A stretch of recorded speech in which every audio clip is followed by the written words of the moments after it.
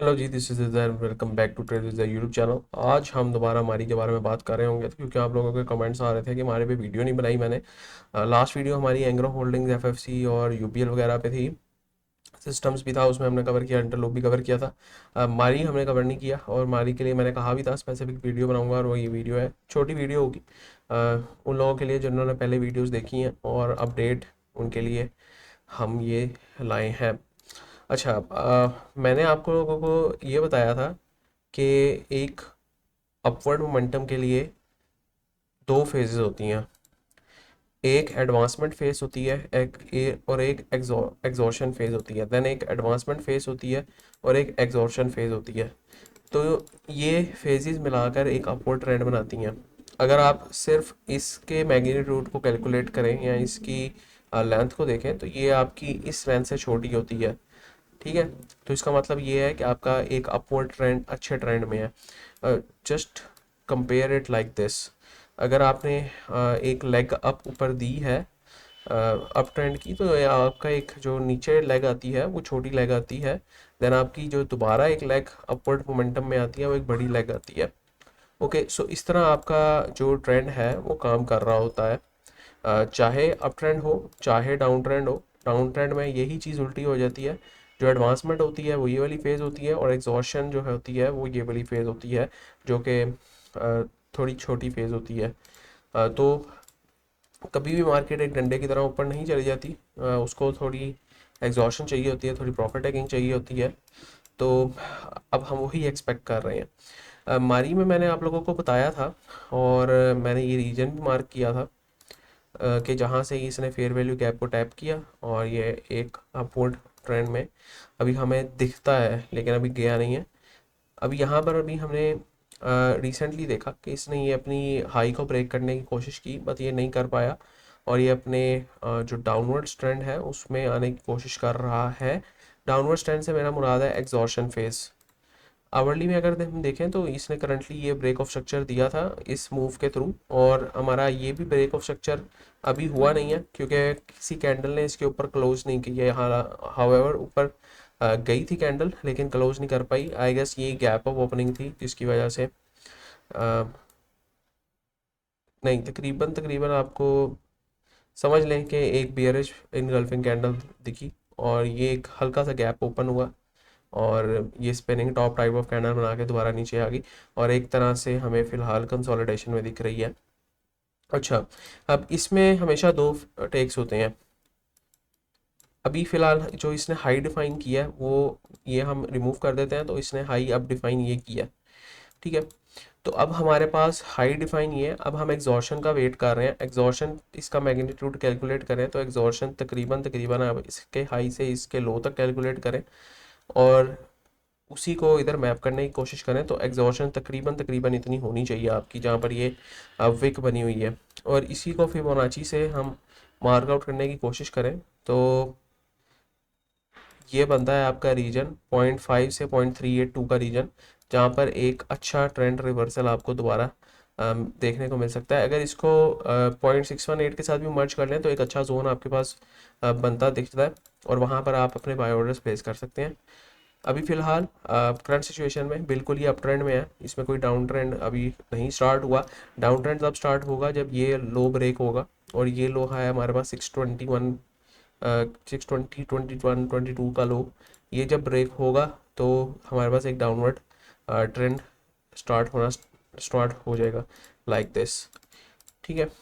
अभी हमारे पास जो सिचुएशन बनती है, दो सिचुएशन जिस तरह के मैंने कहा बन सकती हैं। एक सिचुएशन ये है कि यहाँ से मार्केट टैप करे और एक ब्रेक ऑफ स्ट्रक्चर दोबारा दे, और देन आपका एक अपवर्ड मोमेंटम कैरी हो, जस्ट लाइक दिस।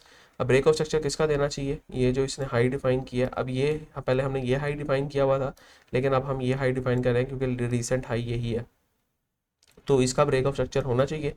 देन हम इसमें कोई एक एंट्री प्लान कर सकते हैं। एक चीज़ ये होगी, ये होगी आपकी सेफ एंट्री। दूसरी चीज़ होगी कि आपके पास अगर यहाँ पर जो कि हमने फिबोनाची का जोन मार्क किया है 658 से 683 का जोन,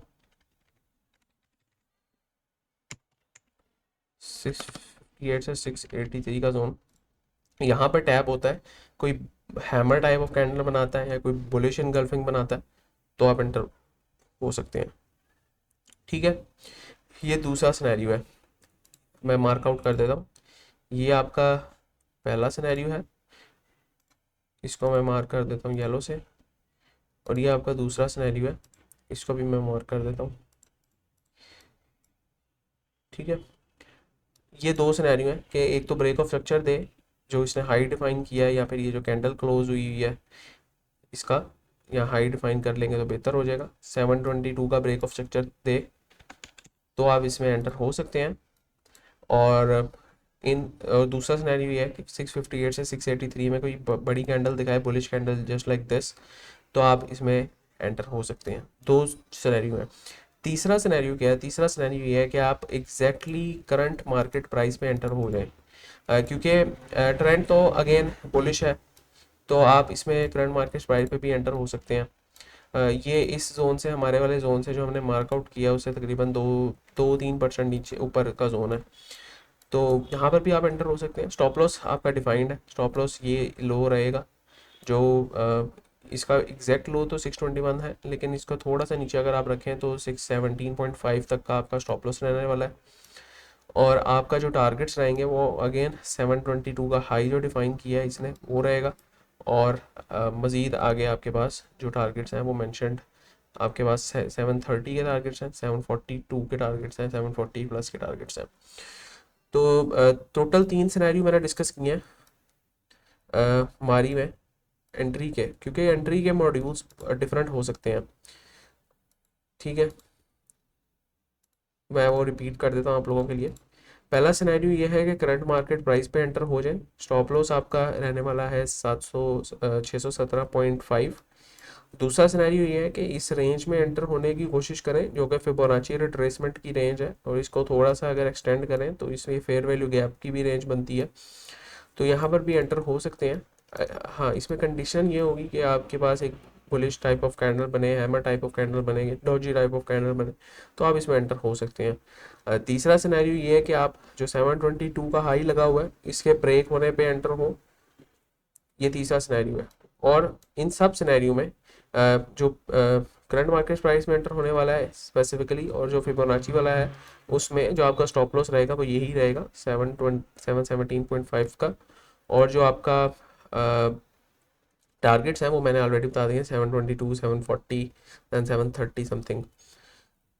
ठीक है, और जो आपका ब्रेक ऑफ स्ट्रक्चर वाली सिनेरियो है, तो वो जब ब्रेक ऑफ स्ट्रक्चर होगा उससे पहला जो रीसेंट लो लगाया होगा वो उसका स्टॉप लॉस हो जाएगा। ठीक है, लेट्स से कि मैं ये एक एग्जांपल लेता हूँ कि मार्केट इस तरह गई है, यहाँ पर टैप किया है और ये ब्रेक ऑफ स्ट्रक्चर दे दिया है, इस स्ट्रक्चर का, इस जो लाइन है इसका ब्रेक ऑफ स्ट्रक्चर दे दिया है, तो आपका जो स्टॉप लॉस रहेगा अब ये बन जाएगा जो ये एक लोड बनाया होगा मार्केट ने। ठीक है, तो अभी हम स्टॉप लॉस किसको कह रहे हैं? अभी हम स्टॉप लॉस कह रहे हैं कि जो ये लो मार्केट ने बनाया हुआ अभी फिलहाल। ठीक है, तो इस तरह हमने ये चीज़ें मैनेज करनी है। 3 पॉसिबल सिनेरियोज हैं, और आपकी जो डेडलाइन है कि जिसके बाद हमारी नीचे आएगा, और वो डेडलाइन आपकी अभी फ़िलहाल 617 से 623 का रीजन है। अगर इससे मज़ीद नीचे गिरता है हमारी तो ये अपने दोबारा डाउन ट्रेंड में स्टार्ट हो जाएगा, और अभी फ़िलहाल ये अप ट्रेंड में ही है। तो ये हमारा था एनालिसिस। 4 आवर एनालिसिस कर लेते हैं। 4 आवर एनालिसिस में क्या पता लगता है, क्योंकि आजकल मार्केट 4 घंटे की है तो आपको उसमें वॉल्यूम वाइज अच्छा एनालिसिस दिख जाता है। तो वॉल्यूम वाइज हमें बहुत पॉजिटिव दिख रहा है, क्योंकि हमारे पास अपवर्ड मोमेंटम में पॉजिटिव, एक अपवर्ड रैली में पॉजिटिव मोमेंटम दिख रहा है, और वॉल्यूम्स का प्लस अगर हम देखें तो तकरीबन तकरीबन अगर इस हाई को इससे लिंक करें, और ये डाइवर्जेंस भी बन रही है जो 4H पे मेच्योर नहीं है, लेकिन 1H पे या 2H पे अगर आप देखें तो ये मेच्योर डाइवर्जेंस टाइप ऑफ बन रही है। और यहाँ पर आपको एक जिस तरह के हमने बताया छोटी सी एग्जॉर्शन मिल सकती है। तो this was 1H and 4H analysis.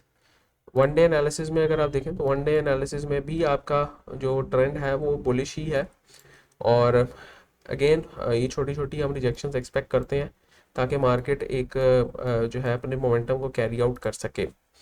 ये था हमारा टेक्निकल चार्ट्स का एनालिसिस। और अभी हम फीपीलीपी को जाके देख लेते हैं ताकि हम अपना बेहतर ट्रेड ले सकें। पीपीलीपी में भी oil and gas marketing exploration companies में अगर हम देखें तो मेजर जो बायर्स हैं वो म्यूचुअल फंड्स हैं और बैंक्स हैं, और मेजर जो सेलर्स हैं वो आपके पास ब्रोकर्स हैं और इंडिविजुअल्स हैं। इससे पता ये लगता है कि म्यूचुअल फंड्स मार्केट को ड्राइव कर रहे हैं और ईएनपीज को भी ड्राइव कर रहे हैं और एक्सप्लोरेशन कंपनीज को। तो ये हमारे लिए भी एक पॉजिटिव साइन होता है कि हम एक बहती गंगा में हाथ धो लें।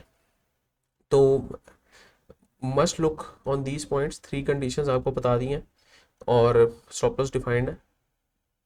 तो this was about today's video. उम्मीद करता हूँ वीडियो पसंद आई है। वीडियो पसंद आई है तो मस्त share, like, subscribe. Next time के लिए मेरे को जा दीजिए। अल्लाह हाफिज़।